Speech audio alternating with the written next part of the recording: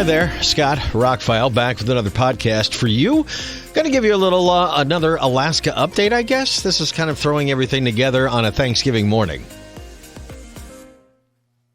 I plan to stop by work, update some weathers, and do some other light little things and not spend a lot of time. Don't think I'm working on Thanksgiving.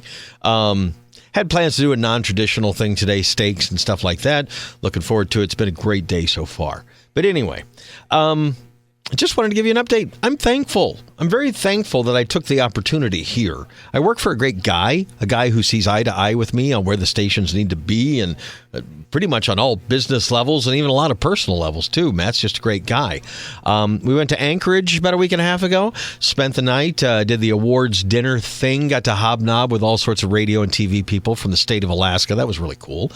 We picked up 6 awards, plus Matt won 2. He was inducted into the Broadcasters Hall of Fame. He also won the President's Award. It's pretty big stuff. He was already Broadcaster of the Year, so I don't know what else to say about the guy. He's pretty much a saint. He's a good guy to work for, and the main reason I got here, it's come up a lot lately. People ask me, how did you get to Alaska? After spending 25 years in the Caribbean and Florida, I was looking to get back into radio for several years and just wasn't going to take just any job just to get back into the industry. If people do that, they're very unhappy. I could take a format that I don't really love, which is part of the job, is doing things you don't always, who loves everything about their job, right? But if I didn't at least have one station under me, or it was one of those situations in the radio industry, there's a lot of single operators who want to run you to death. They want a morning show operations program director. That means you have to get up at 4:30 in the morning and do an entire morning show, which is a job unto itself. Then you also have to be the program director for the radio stations, or multiple, and you also have to be the operations manager for that radio station and multiples. It's a lot of work, and then you top mornings not getting enough sleep. It's hell. But there are people built for that, and I look for that, especially as a program director. When I need a morning guy, I want somebody who, will live that lifestyle, but I am just not that guy. Well, at least until I move to Alaska. This Eastern time boy is still on Eastern time. I still wake up about 4 in the morning. It was about 2:30 when I first moved here, so I'm making progress. Anyway, I'm very thankful for the job. I'm thankful for my friends. A lot of my friends are family, online and in person. The people I work with would take a bullet for me, and I'd take a bullet for them. That's great. I mean, you don't find that everywhere. And now that it's been 2.5 years, we've been through some things together, and we just did the awards thing together, where we're kind of all spurred on to go into 2024, just revved up all engines to go. And it's just great.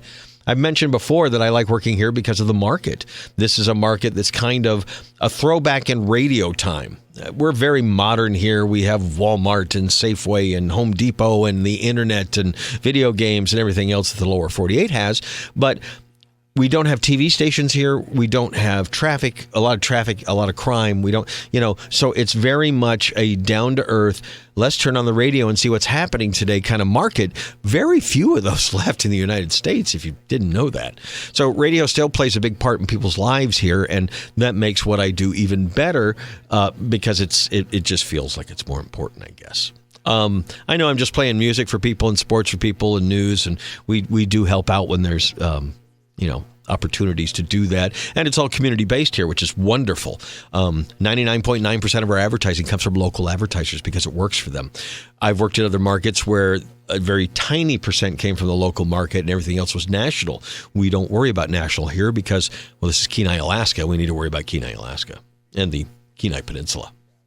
Other things going on in my life, I'm getting back in the, I got my home studio almost up 100%. I had a computer glitch back in July and still haven't been able to record podcasts well with the quality I want. But I had some time to test this week, and I'm pretty close, so I'll be recording them at home again, which I can do more. I don't really like recording podcasts at work. On the one hand, it's obviously much more expensive equipment than I have at home, so it sounds fantastic. But on the flip side, I'm at work, and I'm not completely comfortable like I am at home.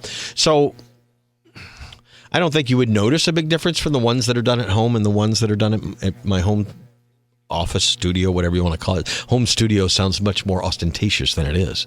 But anyway, so I've gotten that almost to the point where I can record stuff there. And that just gives me more convenience because, like, if I get a wild hair at 8 o'clock at night, I'm not going to drive to the radio station just to record a podcast, but I will go into my second bedroom and record one. Why not? Especially when I watch movies like Oppenheimer. So I will do its own review, but as things that have happened this week, I finally got to see Christopher Nolan's Oppenheimer.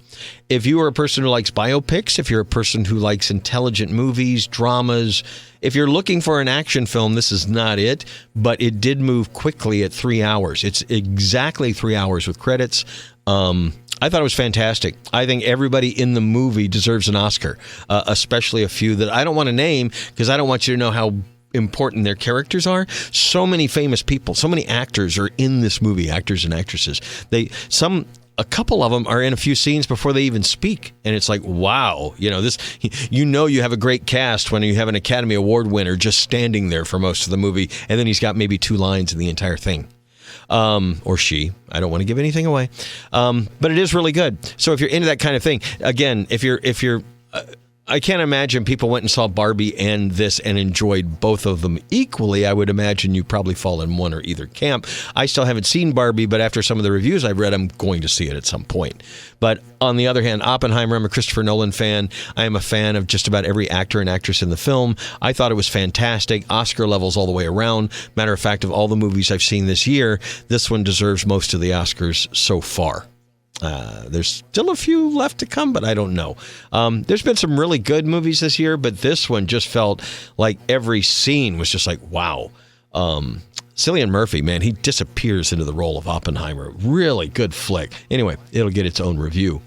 I've had some PS5 time. I took advantage of some Black Friday sales and picked up a couple of games. One that nobody's heard of, didn't sell very well, and they probably won't make any more, but Soul Hackers 2 is based on the Shin Megami, I'm probably shattering the name, Shin Megami, whatever, demon summoning games. It's an offshoot of one of those. Gameplay was a little bit different. It's very old school Japanese role-playing game with some modern flourishes. I'm really digging it. If you know anything about Japanese role-playing games, you have to enjoy the grind or not.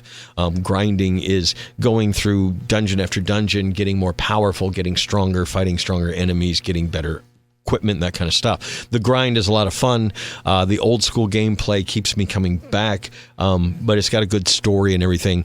I'm also got the latest version of Persona 5 Royal, which I'm very excited. I finished Persona 5 several years ago on the PS4 and looking forward to this new iteration. Has a new character, new storyline, and a whole bunch of new stuff to play in it, so I can't wait for that.